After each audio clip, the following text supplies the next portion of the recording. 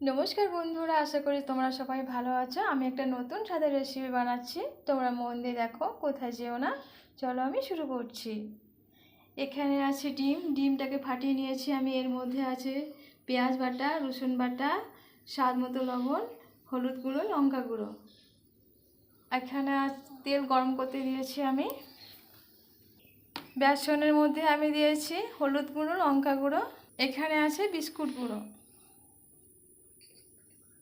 আমি বেসনের মধ্যে ডুবিয়ে বিস্কুট গুঁড়ো মাখিয়ে ছেড়ে দেবো তেলের মধ্যে। তেল আমার গরম হয়ে গেছে।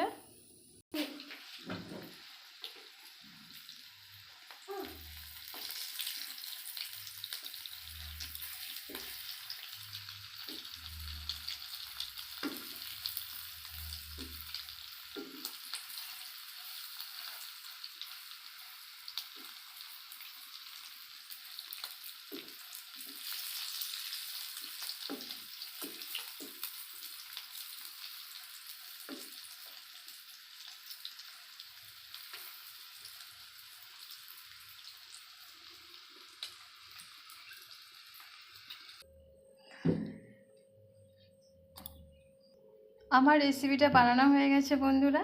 বাড়িতে ট্রাই করে দেখবে, নিশ্চয়ই ভালো লাগবে। লাইক করতে ভুলে যেও না, সাবস্ক্রাইব করবে।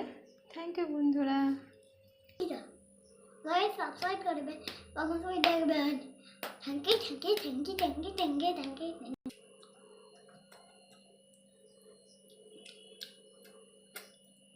দারুণ, তোমরা এরকম বানিয়ে দেখবে, দারুণ।